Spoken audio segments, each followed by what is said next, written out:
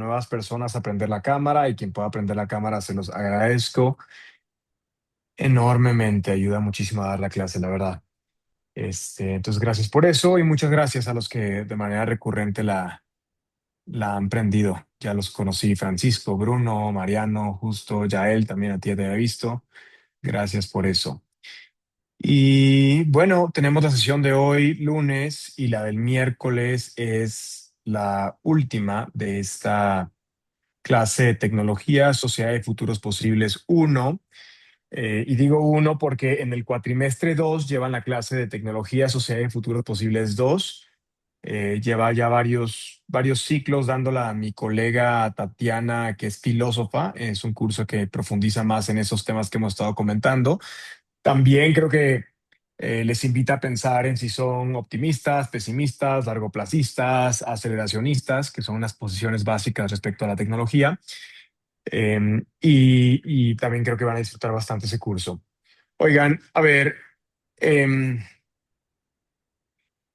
aquí me pone alguien, Winner Daniel, sobre actividades. ¿Alguien más ha tenido problemas con las actividades? Si no, Daniel, te invito a contactar directamente a Saori si tienes un problema particular con las actividades. No debería haber problema, pero a veces suceden los problemas. Entonces contacta a Saori, porfa. Ahí ya te contestó Saori, que le mandes mensaje en el chat, porfa. Y Bruno, adelante, si quieres adelante. Ujú. Eh, Creo que al final en el octavo cuaderno, en el Ajá, check, hay una tarea de hacer un video. No sé, así aquí que, están. ajá, el Eh, formato. Correcto. La actividad la pueden subir, es hacer un video al estilo de podcast, videoblog, contando su experiencia con el home o el dashboard de Highbridge, ¿no? De pronto, yo creo que esta no será la única vez que tienen que hacer una entrega de video.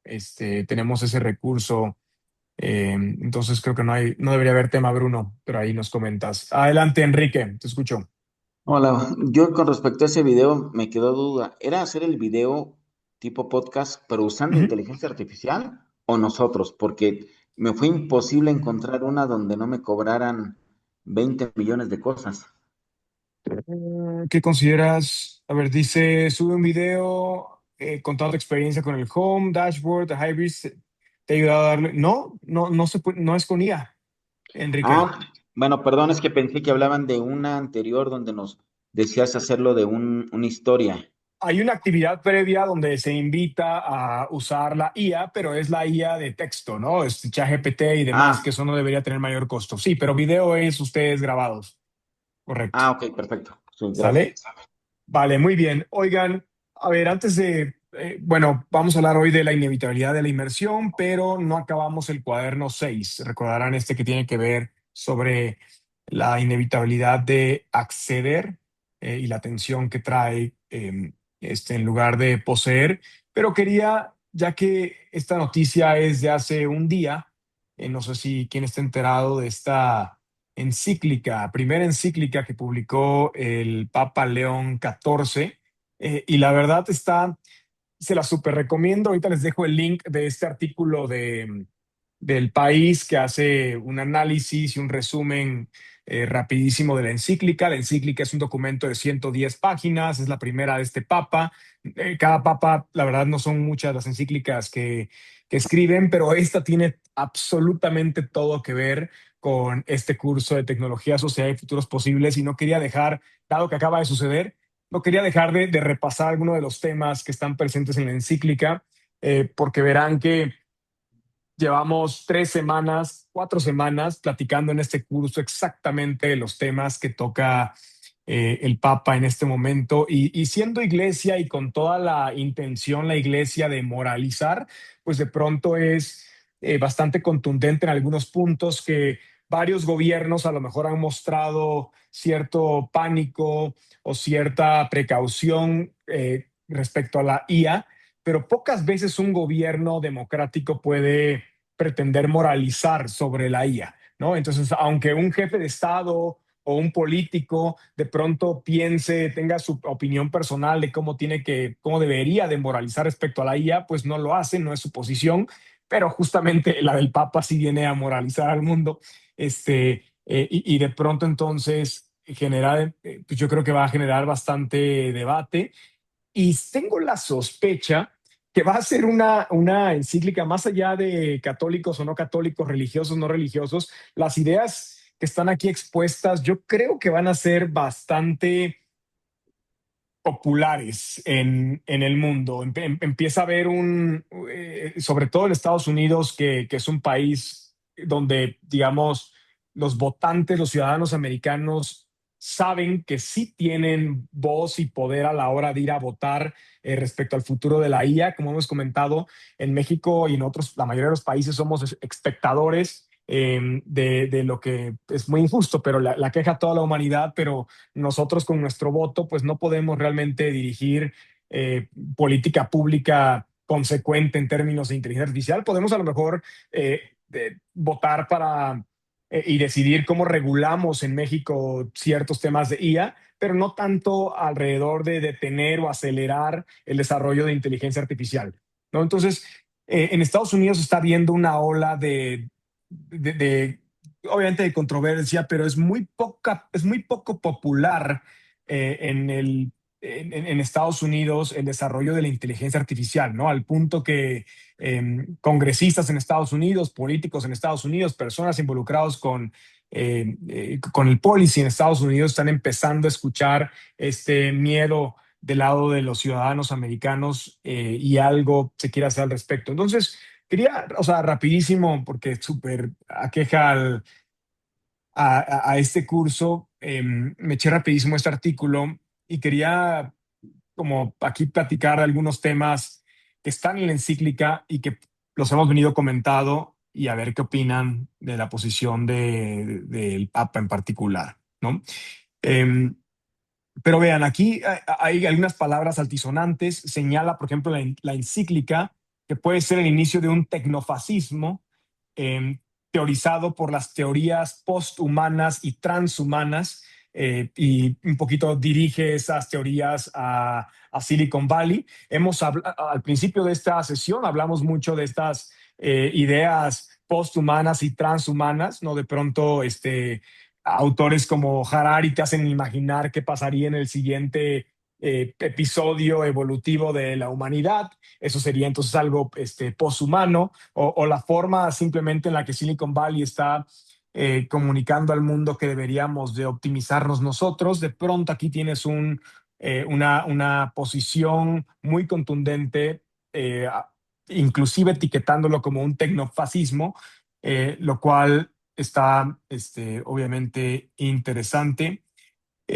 Aquí, por ejemplo, también pone que quien controla la IA impondrá su propia visión moral que se convertirá en la infraestructura invisible de los sistemas. Recordarán, hubo una participación aquí, no recuerdo de qué compañero, donde nos dio el ejemplo de cómo leyó un artículo, una opinión de que los fundamentos morales de la IA se deberían de programar de acuerdo a la maternidad. ¿Recuerdan esa participación de un compañero? O sea, y más allá de eh, sobre qué fundamento moral asumir, la realidad es que lo que está aquí alertando la encíclica es que justamente estas empresas privadas con sus respectivos CEOs y demás tienen el poder de controlar la visión, perdón, imponer la visión moral que su propio algoritmo está divulgando en el mundo.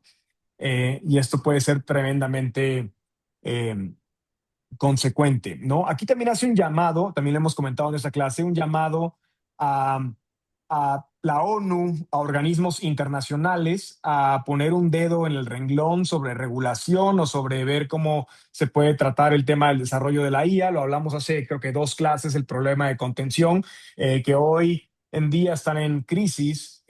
Probablemente es la mayor crisis de los últimos 70 años desde que existen estos organismos internacionales, o más, 80 años, no sé cuánto llevan después de la Segunda Guerra Mundial. Entonces es muy difícil convocarlos en este momento donde los requerimos como humanidad. Va a ser difícil convocarlos porque han perdido bastante poder en los últimos probablemente 10 años desde la llegada de Donald Trump. Se aceleró durante la pandemia, y yo creo que no es que haya unas personas en particular. Yo creo que todos en general estamos hoy en día un poco desilusionados. eh, en nuestras instituciones públicas, en los organismos internacionales, no sabemos quién está detrás de las fuerzas, consumimos mucho material sobre teorías de conspiración, luego tuvimos todo este tema de Epstein, que es entre realidad, se mezcla un poco también de acusaciones sin fundamento, pero no deja de ser un evento que trajo a muchos personajes que de pronto defendieron durante décadas este orden mundial, nos los expone como personajes que no debieron haber tomado o no debieron haber estado en estas posiciones. En fin, estoy aquí citando mil y un escenarios que nos ha llevado a todo el mundo a desconfiar en estas instituciones. Y es este momento en el que el Vaticano está tratando de convocar a un poco de, eh, este, digamos, de cohesión internacional. ¿Sale? ¿Qué otra cosa me llamó la atención? Déjeme ver aquí. El problema de olvidar la memoria histórica. Bueno, no es nuevo saber que se está confrontando directamente con Donald Trump, el papa, el primer papa americano, lo cual es primera vez que hay un papa americano y que entra obviamente en tanto conflicto con el presidente de Estados Unidos, contra los exterminios religiosos y el fanatismo identitario, desarmar la IA. Esto es lo que creo que estuvo en todos los headers internacionales, ¿no? Si no leyeron la nota, pero vieron a lo mejor en Twitter o en Facebook y demás, vieron que el Papa llamaba a desarmar la IA. Y justo hemos hablado en este curso de la posibilidad de contención, de si es posible o no parar la IA, si es inevitable o no la IA. Y es bien interesante porque él llama a desarmar la IA, y déjeme leer, porque dice, eh, tu, tu, tu, tu, desarmar la IA, sustraerla a la lógica de la competencia armamentística, que hoy ya no es solo militar, sino económica y cognitiva. Desarmar quiere decir romper esta equivalencia entre poder tecnológico y derecho a gobernar.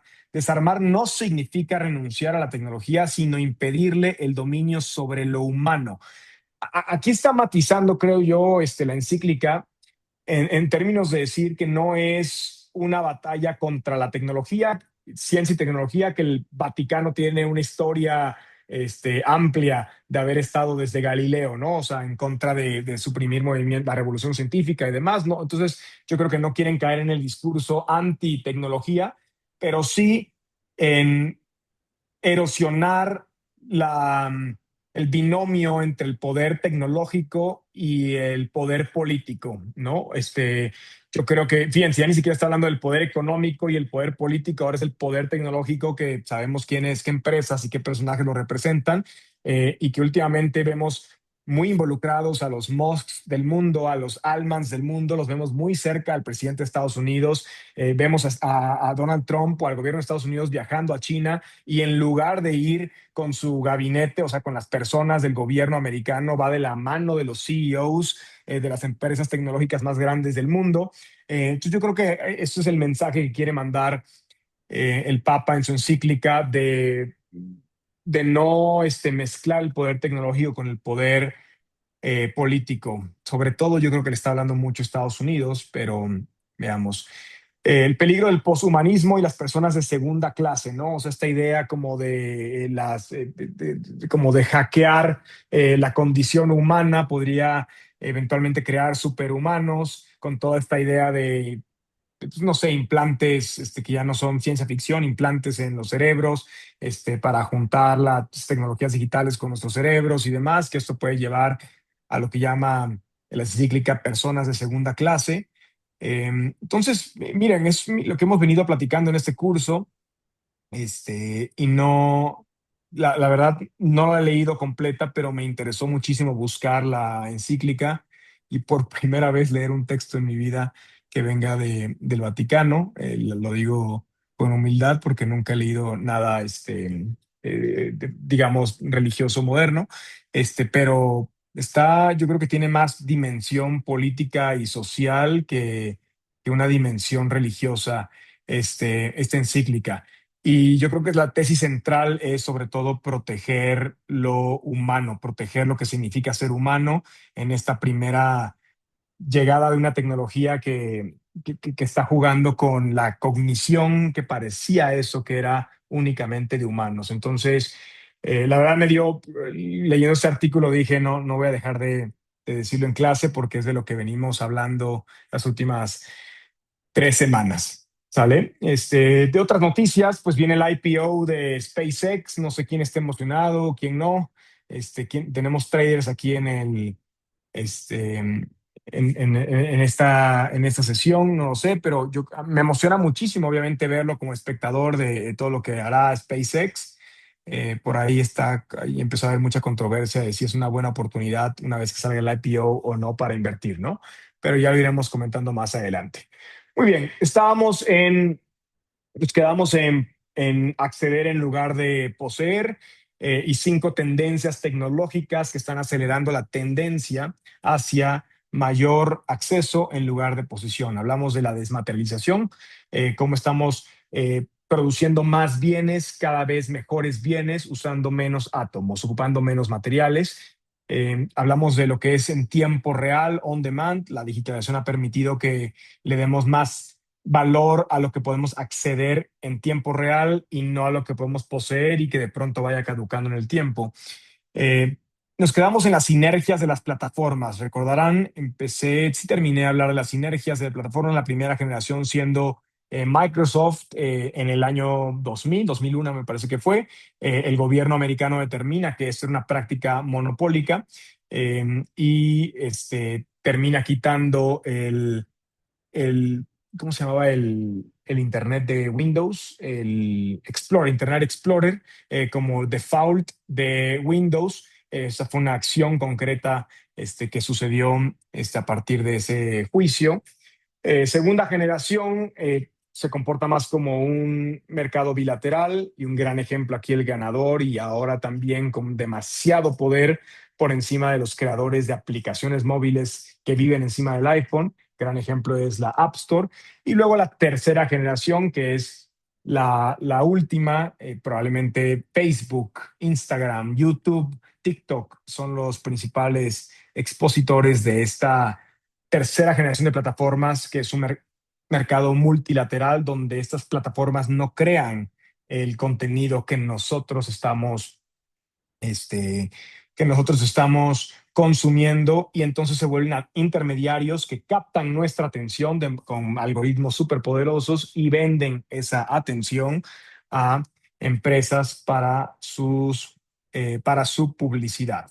¿Alguien tiene algún comentario, alguna duda? Va a ser muy importante estudiando negocios digitales y todo eso, entender muy bien el concepto de plataforma. Hay un dicho muy famoso por Bill Gates donde él define una plataforma como una base tecnológica que habilita que todos los que viven en la plataforma, la suma de todos los que viven en la plataforma, crean más ingresos que la plataforma misma. ¿Sí? Eso para Bill Gates es la definición de una plataforma. Lo que argumentaría aquí YouTube es, bueno, si yo junto a todos los creadores de contenido de YouTube y todo lo que ganan en un año, eso es mayor a lo que gano yo, YouTube. ¿No? Y solamente así entonces nos invita a Bill Gates a pensar en una plataforma o no. Crear un crear un modelo de negocio que esté basado en la plataforma, de las cosas más difíciles de hacer, y una vez que se logran, pues ya vieron el poder eh, que acumulan estas plataformas, al punto de que hoy en día creo que estamos, y siguiendo la encíclica del Papa, en un momento donde más personas estamos enterándonos de cómo ganan dinero estas plataformas, de lo que hacen con nuestros datos, las políticas de privacidad, y cada vez estamos, creo yo, más enterados de lo incómodo que nos sentimos con estas prácticas, ¿no? ¿Alguien tiene alguna pregunta? Bruno, aquí sobre, ¿habrá cambios en el desarrollo de la IA si el Papa hizo oficial esto? No, la verdad, cada quien tendrá su opinión, pero el Papa en realidad su poder político accionable creo que es limitado. Es sobre todo una voz muy importante a la hora de moralizar. Creo que son 2.000 millones de creyentes católicos en el mundo. 2.000 millones, se me está yendo el dato, o un poquito menos, creo. Y aunque no haya, y digamos, no le hablan nada más a los creyentes católicos. Es una voz, una opinión bastante, que hace bastante eco en el mundo. Eh, Podrías a lo mejor, Bruno, mirar para atrás la encíclica del Papa Francisco, por ejemplo, que más olas hizo en el mundo fue sobre desigualdad y sobre cambio climático, por ejemplo. No es que el Vaticano tenga dientes para hacer algo al respecto, ni que el Vaticano como Estado mueva la aguja en términos de IA o cambio climático, pero de pronto lo pone en la boca de todo el mundo. Este, y si así te vas para atrás, hay varias encíclicas o varios mensajes de papas en el pasado que han resonado políticamente de manera importante, ¿no? Yo creo que será sobre todo eso, Bruno. Yo creo que le hará eco a muchas personas en el sentido de no hemos visto a grandes personajes condenando de manera directa lo que se está gestando con la inteligencia artificial, ¿no? De pronto todos son precauciones, todos como que lo hablamos de manera muy, diría yo, sí, no quiero decir tibia, ¿no? Pero de manera muy neutral, sí, aquí es la primera vez que está haciendo como una alerta moral sobre inteligencia artificial. Entonces yo creo que va a ser, va a resonar en el mundo. Veamos qué efecto tiene, ¿no? Muy bien, si no hay preguntas sobre esto, me voy a la cuarta tendencia, que es la creación de la nube y nubes para todo. Lo que conocemos como la nube lo podríamos definir como la unión de miles de millones de flujos de información, como ya vimos en una clase. Y entonces la tendencia es desmaterializar las posesiones, meterlos en una nube para que todo pueda fluir de la nube a tu dispositivo y entonces accedas a ese valor que te genera ese bien en lugar de tener que poseerlo, ¿no? Películas en Netflix, rolas de Spotify, fotos familiares, dinero electrónico, la inteligencia de ChatGPT. De pronto todo está montado en la nube y esta es una cuarta tendencia hacia acceder en lugar de poseer. La quinta tendencia es descentralización. Los flujos son difíciles de poseer, son como líquido, se nos van entre los dedos. Y esta quinta tendencia, creo yo, tiene implicaciones importantes para cómo vamos a reorganizar mucho de la economía en el futuro. Tiene que ver con blockchain, porque blockchain es una tecnología que habilita la descentralización. Blockchain, muchas personas lo asocian luego con criptomonedas. No son lo mismo. Las criptomonedas existen gracias a la tecnología del blockchain, pero el blockchain es una tecnología por sí sola que puede tener otros casos de uso, puede habilitar otros casos, puede habilitar valor de otras maneras. No necesariamente blockchain es sinónimo de criptomonedas, ¿sale? ¿Y por qué es importante hablar de desmaterialización y de blockchain? Porque es una tecnología que llega al mismo tiempo que estamos desmaterializando el mundo o llegó la tecnología digital, todo empiezan a ser flujos, todo empieza a ser copias, es difícil empezar a poseer los bienes, queremos acceder a ellos. Entonces, en este mundo donde todo fluye por todos lados, vienen nuevas preguntas sobre cómo vamos a mantener los libros y los récords respecto a propiedad privada, por ejemplo, ¿no? Y qué es de quién y de dónde emana cada bien. Y aquí es donde le damos la bienvenida a una tecnología como el blockchain, que más allá de que en otras clases estudiarán blockchain y verán blockchain de manera técnica para los que estudian ingenierías, a mí ahorita me interesa sobre todo entenderlo de manera conceptual y más allá de darle vueltas, porque es complicado la verdad es bien interesante y les recomiendo ver un video completo de YouTube de 30 minutos para entender a profundidad el blockchain. Pero dos conceptos claves para entender el poder del blockchain como un habilitador de descentralización dos conceptos claves son que es distribuido, uno, y dos, que es inmutable. ¿Qué significa que sea distribuido? Es que hay un récord de absolutamente todas las transacciones que se han hecho dentro de ese blockchain.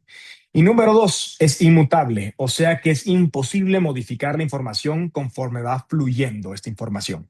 ¿Sale? Entonces, son dos conceptos muy básicos. Oye, Martín, me estás diciendo entonces que en esencia es una base de datos que no es hackeable. Sí, eso es lo que significa. No es hackeable porque está descentralizado. Hay una copia infinita de esa base de datos de manera distribuida y de manera descentralizada. ¿Sí? Entonces, por más que yo hackear a un sistema que está de manera local en la computadora de José Andrés o de Leonardo, ese de manera instantánea está creando copias de manera distribuida en cada uno de nuestros dispositivos o en diferentes instancias. ¿Sale? Y es distribuido porque hay un récord de absolutamente todas las transacciones que se han hecho. Para simplificarlo y hacerlo de manera muy conceptual y que me ha ayudado a mí es como si un billete de 100 pesos fuera un billete mágico, donde el billete de 100 pesos tuviera escrito cada uno de las personas que ha poseído ese billete de 100 pesos. ¿Sí?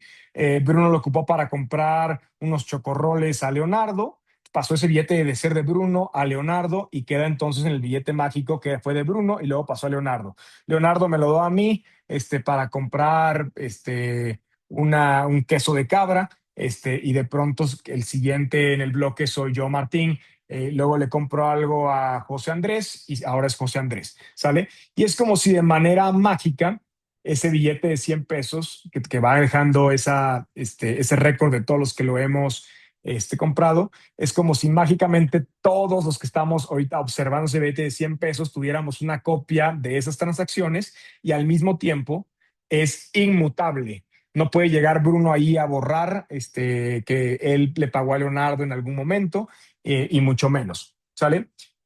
Entonces, esto ha sido obviamente una tecnología que que ha dado mucha confianza para todo el tema de criptomonedas, de dinero descentralizado, de dinero que no está regulado por un banco central, por un Estado-nación, y de pronto creo que tiene mucho mérito y yo no soy tan fan de cripto como, esto es mi opinión personal, como un medio de acumulación y de especulación, pero sí tendrá, en mi opinión, este, una usabilidad importante, como un nuevo riel de pagos en el mundo. ¿Sí? De eso lo podemos hablar más adelante. ¿A alguien se le ocurre otro caso de uso, con esta definición, más allá de las criptomonedas, otro caso de uso hoy en día que estaría genial ya tener blockchain para algo hoy en día en nuestra sociedad o en nuestra economía?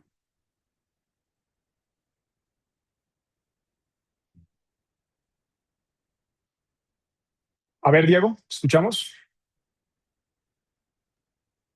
Hola, buenas noches, profe. ¿Me escucho bien? Buenas, te escuchas bien. Vale, perfecto.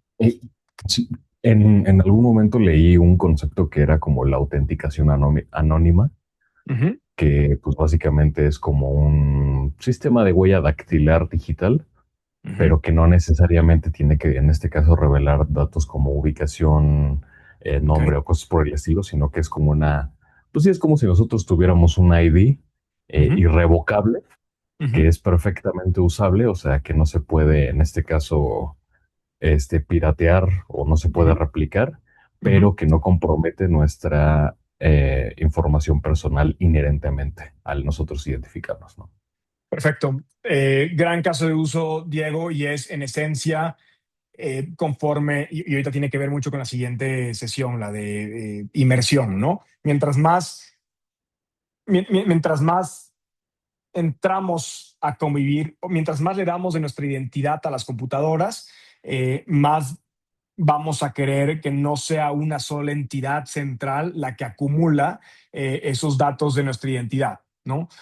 Nosotros hemos recurrido muy fácilmente como humanos a en cualquier momento que tenemos un problema de desconfianza entre pares, hemos recurrido al Estado. Sí, de hecho, en teoría del Estado, pues que es la primera gran tecnología del Estado, que le cedemos cierta libertad que tenemos con tal de crear un ente que nos regule y nos proteja a todos, ¿no? Entonces, eh, en recientes décadas o en recientes, no quiero decir siglos, pero en el mundo moderno también ha habido un cierto desprecio al Estado. De pronto no nos ha gustado cómo el Estado ha tratado algunos temas de libertades personales, etcétera, etcétera. Todo obviamente en el nombre de la seguridad, en el nombre de la equidad, en el nombre de cualquier bandera política que nos podamos imaginar. De pronto ha habido muchos atentados contra libertades individuales. Y entonces esta es probablemente una primera tecnología, una primera vez que hay una promesa de una tecnología que nos puede ayudar a descentralizar, mucho ceder poder, pero que esté descentralizado y que no tenga que venir un ente central que de pronto podría convertirse en un ente autoritario, ¿no? Entonces, eso es un gran caso de uso, sabiendo que somos muy íntimos con nuestra información privada. Déjeme, ahorita les paso la palabra a los que tienen arriba la mano. Un caso que también ayuda mucho a entender para qué podríamos aplicar el blockchain es, por ejemplo, en, en la, en determinar muy bien, en tokenizar, así se le está diciendo, activos físicos, y hablemos muy particularmente, por ejemplo, de la propiedad privada de una casa o un departamento, ¿no? Y hablemos de las instituciones que hemos instalado para dar certeza jurídica de quién es dueño o dueña de algo, ¿sí? De pronto, si yo le compro a Javier su casa, tenemos que ir, número uno, al notario. El notario da fe pública, o sea, todo, en teoría nos representa al público y no a la autoridad central, que esa operación, que esa transacción sucedió. Tanto así que existen los libros notariales, que son un poco como este récord de absolutamente todas las transacciones que se han hecho. En teoría, esa casa que me está vendiendo Javier, a lo mejor Javier se la compró a Leonardo, a lo mejor Leonardo la heredó de su abuelita, pero su abuelita se la compró otra persona en 1960, y en teoría las notarías tienen en sus libros pueden ir a cada una de las operaciones en el pasado por la cual se fue pasando de propietario esa casa, ¿correcto? Tenemos nosotros la fe en los notarios de que esto es un libro inmutable. O sea, que el notario no puede venir a hacer cambios porque quiso a un libro del pasado. En teoría eso está regulado, están observados y creemos en los notarios en ese sentido. Deme un segundo, ¿eh?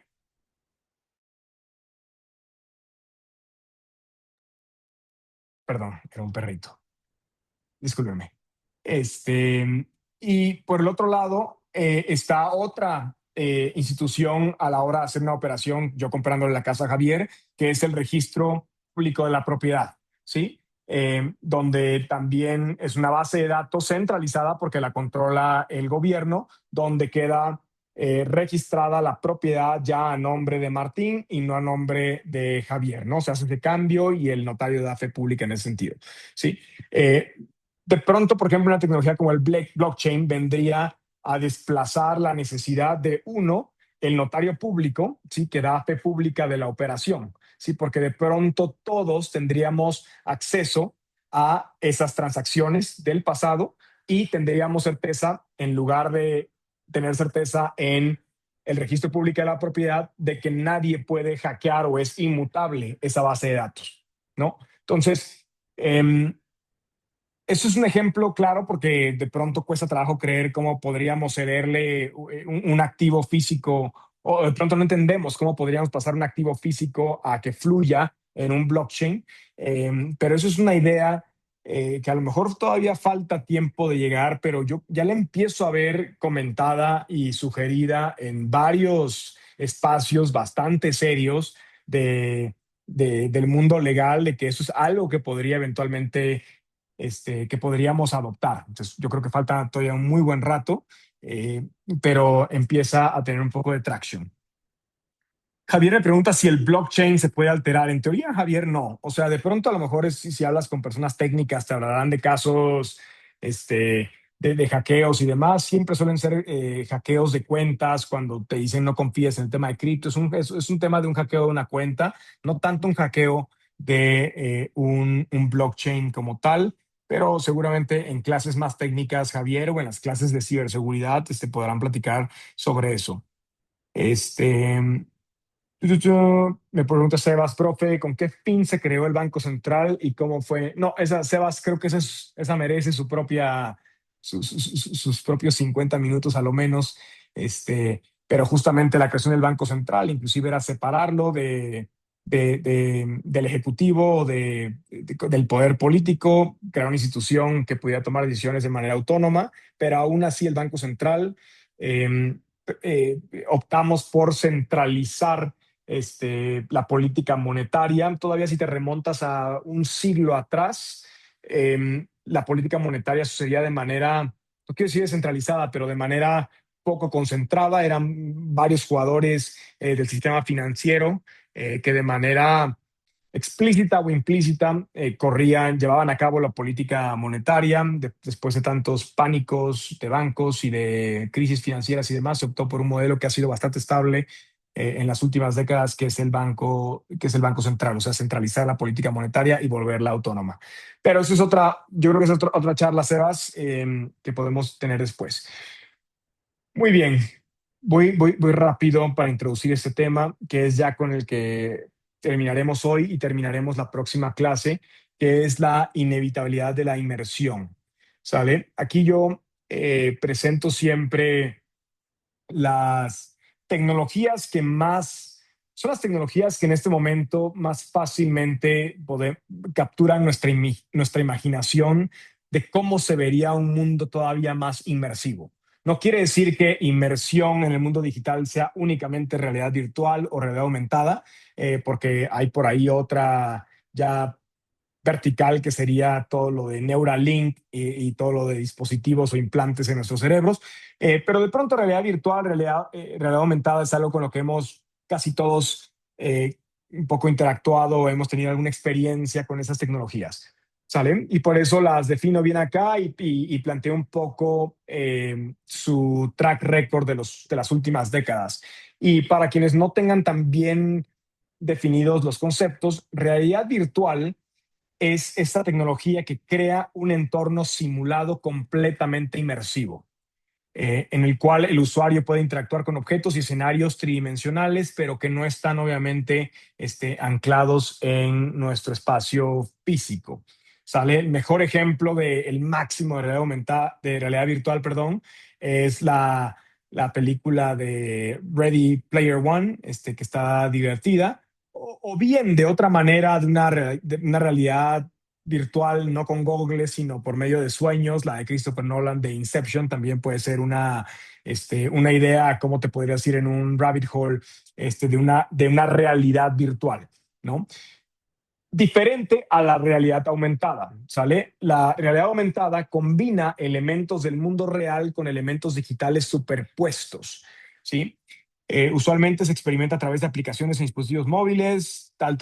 Entonces, el mejor ejemplo de realidad aumentada, por ejemplo, para los que jugaron, los que son gamers, recordarán el Pokémon Go, que fue una gran aplicación, un buen juego, que por ahí lo jugaron muchísimas personas y era con tu teléfono, si recordarán, tú ibas en el espacio público, ibas apuntando tu teléfono por medio de la cámara y con capas digitales superpuestas te iba diciendo que había un Pokémon ahí. Pues obviamente el Pokémon no estaba en el espacio físico real, pero sí estaba en la capa superpuesta digital encima del espacio físico por medio de tu cámara. ¿Sale? Entonces, importante diferencia. Y la realidad mixta, que también a veces se habla todo el tiempo, pues la realidad mixta no es más que realidad virtual mezclada con realidad aumentada. Creo que el mejor ejemplo es la computadora esta de Tony Stark, donde interactúa en el espacio físico con las computadoras, pero obviamente también hay elementos de realidad virtual, ¿no? Que son elementos simulados. Entonces, importante esa diferenciación. Vamos a ver cómo le hemos ido aumentando la interactividad a nuestras tecnologías. Ha sido por medio eh, de manera muy normal, porque así estamos nosotros diseñados. Ha sido a través de más sentidos. Le hemos puesto a las computadoras cada vez más sensores, más sentidos. Les ponemos ojos, que son las cámaras, oídos, que son los micrófonos, y de pronto cada vez más le estamos queriendo poner más cosas. No sé si están enterados, pero ahorita que viene la rotación del CEO de Apple, empezó a haber como varios leaks de cuáles son los siguientes productos que va a lanzar Apple en los próximos 12, 18, 24 meses. Y hay una apuesta de Apple donde todo el mundo estaba especulando sobre un nuevo tipo de dispositivo para la era de la inteligencia artificial, lo que Apple pareciera que va a hacer, o lo que se está empezando a anunciar, es que más bien es todos los dispositivos Apple con los que ya tenemos encima, le va a poner más sensores, le va a poner más sentidos para que pueda interactuar mejor con la inteligencia artificial. ¿A qué nos referimos con eso? Por ejemplo, me llamó la atención entender que a los AirPods, las nuevas generaciones de AirPods, se está planteando que los AirPods tengan cámaras. ¿Sí? Entonces, las cámaras de los AirPods no van a ser para fotografías, ni mucho menos, sino que es para darle ojos a los AirPods para que tú los vas a usar, y para que Apple tenga mayor idea de tu entorno, ¿sí? Y eso se lo puede estar comunicando a tu inteligencia artificial, ¿no? Lo mismo creo que van a hacer con el Apple Watch, ¿no? Que de pronto también es una forma de tener un micrófono, tener más ojos, oídos, sensores y demás. Entonces, pareciera que una vez que inventamos esas tecnologías ha sido un impulso humano por ponerle cada vez más sentidos a nuestras computadoras. Eso ha llevado inevitablemente a mayor intimidad. Nuestra proximidad con la tecnología ha ido en aumento. Al día de hoy llevamos una computadora en el bolsillo, quizá en la muñeca.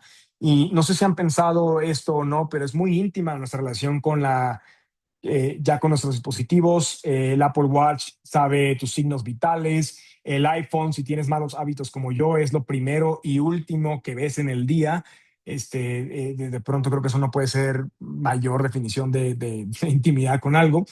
Y esto pareciera que no está parando. Si yo o cada uno de nosotros vemos cuál era nuestra relación con la tecnología hace 3 años, hace 6, hace 9, hace 12, podemos ver un claro aumento de nuestras interacciones íntimas con la computadora. Y ni hablar ahora que estamos hablando literalmente con la computadora, o sea, con la IA, y diciéndole probablemente, si son como yo, pues cosas, eh, pues muchas veces, si no creemos que son íntimas a nivel personal, pues sí son íntimas a nivel profesional, íntimas a nivel, como lo quieran ver, ¿no? Entonces, más intimidad, más inmersión. La interacción, si lo piensan, se maximizaría cuando nos metamos por completo a las computadoras, ¿no? Entonces, eso claramente está todavía en el ámbito de la ciencia ficción. Es lo que pretende a lo mejor llevarte películas como Inception o Ready Player One, de qué implicaría realmente.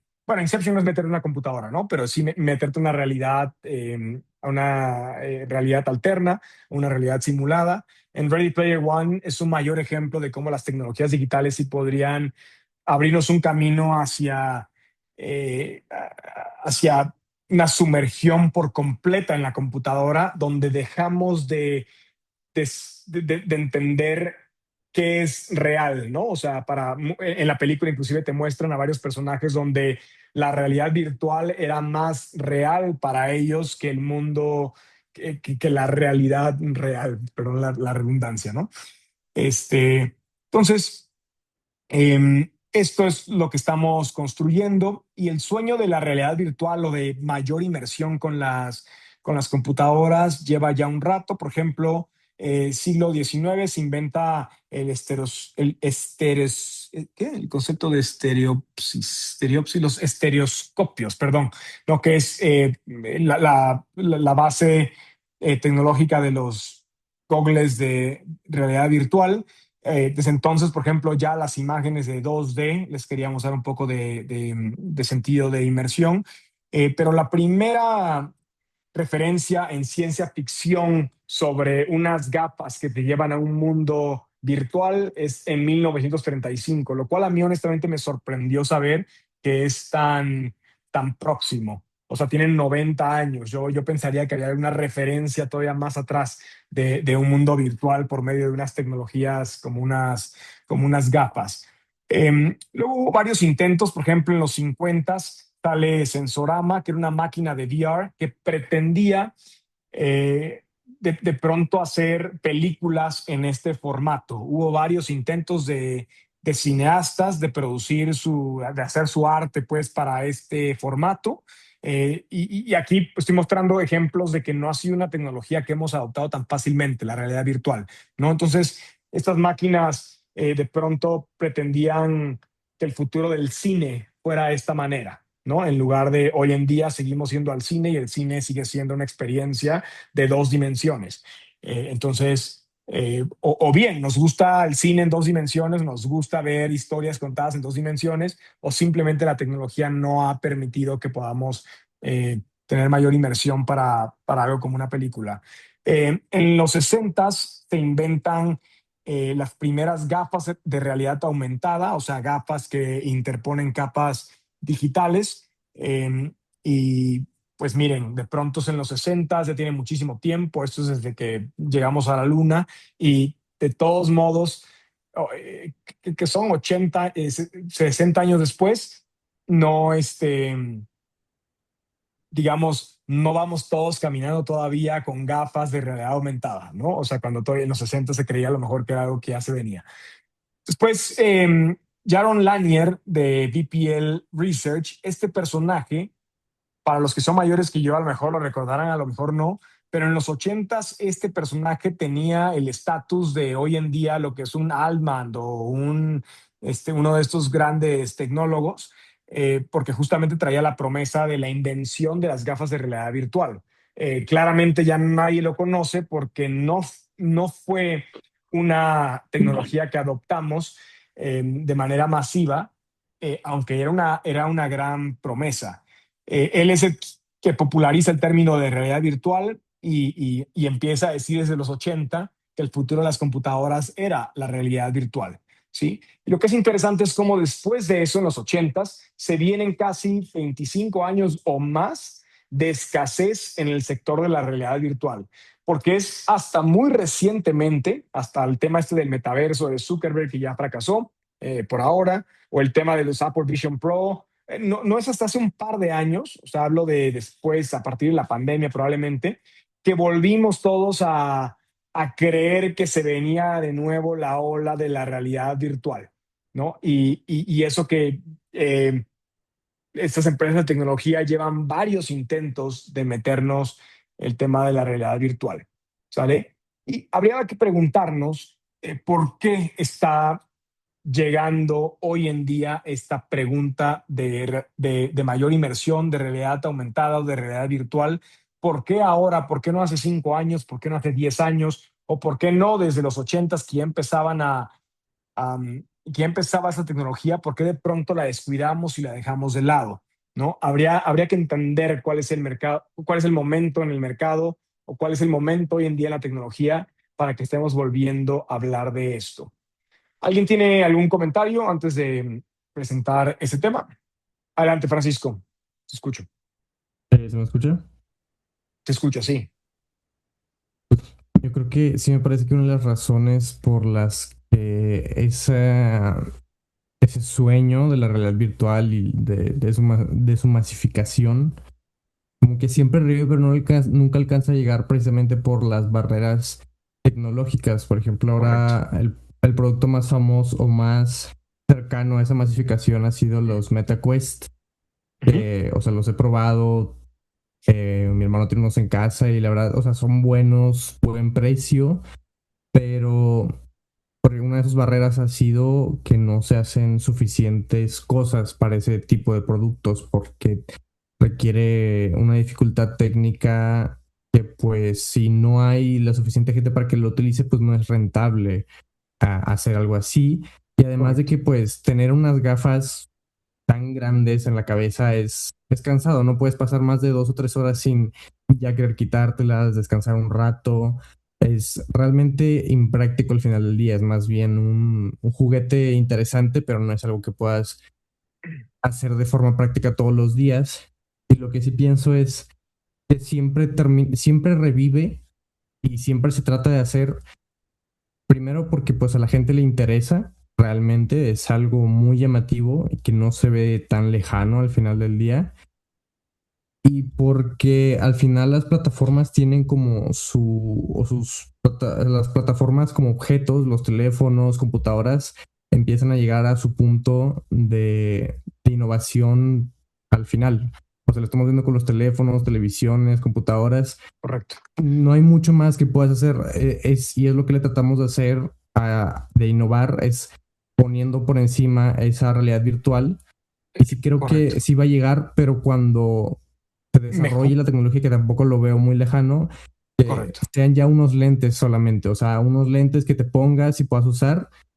Y Ponle en unos antes. 5 o 10 años, es ahí cuando eso se va a masificar, cuando sea barato, es ahí cuando va a entrar, pero es simplemente porque no ha sido lo suficientemente práctico como ha sucedido antes con las computadoras, con los Estoy, teléfonos y estoy de demás. acuerdo, Francisco. Déjame, porque pienso, o sea, Francisco, esa es la respuesta, ¿no? De pronto, esta escasez de innovación en realidad virtual viene del todo lo que comenta Francisco. Sin embargo, déjeme hacer aquí un poquito empujar, ¿no? O sea, Francisco dice, porque no hubo avances tecnológicos, no, nunca dejaron de ser unos aparatos que no eran deseables, estorbaban, estaba padre la experiencia, pero nadie aguantaba más de 20 minutos con ellos, te mareas, o sea, no está práctico, como comenta Francisco, de acuerdo.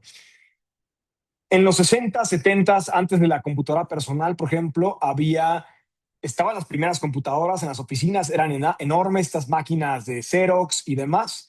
Y de todos modos, quienes soñaban en que iba a haber una computadora personal en cada casa, parecía absurdo, ¿no? De pronto todo el mundo podía poner la justificación de, ¿cómo crees? Están muy grandes, falta mucho para que la tecnología esté ahí, etcétera. O sea, mi punto, bueno, esa es la primera. Después, cuando las computadoras ya eran las desktops, impensable que íbamos a estar cargando una computadora en la mochila, ¿no? No, hombre, o sea, ¿cómo crees? ¿Quién va a tener? Va a estar súper incómodo, va a estar pesadísimo. Mi punto es, Francisco, tienes toda la razón, pero no sé si hay algo más de fondo aquí, porque cada vez que nos ha gustado una tecnología y que le hemos adoptado de manera masiva, hemos encontrado la forma de quitar todos esos inconvenientes, ¿sí? O sea, si en los 80, hace 40 y picos años, esto hubiera cautivado a más personas, hubiera captado nuestra imaginación, ¿no creen que no hubiéramos desperdiciado los últimos 40 años en mejorar esta tecnología? O sea, estoy diciendo aquí como empujando el debate a si esto, hablando de la inevitabilidad de más inmersión en la tecnología, si a lo mejor nosotros no es un tema nada más de que no está aquí la tecnología, sino que no la estamos demandando porque hay algo muy esencial que a lo mejor no nos gustó, ¿sí? No nos encantó. A ver, estoy empujando, Francisco, porque estoy de acuerdo contigo, que si fuera algo mucho más fácil de ponernos, a lo mejor nadie va a debatir. Y la realidad aumentada ahorita a lo mejor viene siendo una promesa de adopción más rápida que la realidad virtual. Pero híjole, hemos hecho tantas cosas en materia tecnológica tan rápido porque nos gustó que esto en particular, el, digamos, la excusa o el pretexto de que no hemos desarrollado bien la tecnología, me parece que hay fondo ahí, o sea, que no es algo que estemos deseando con todo nuestro ser, o que simplemente va a tardar más nuestra o sea, vamos a tardar más en entender qué usabilidad le podemos dar a un mundo virtual de manera real en nuestro mundo.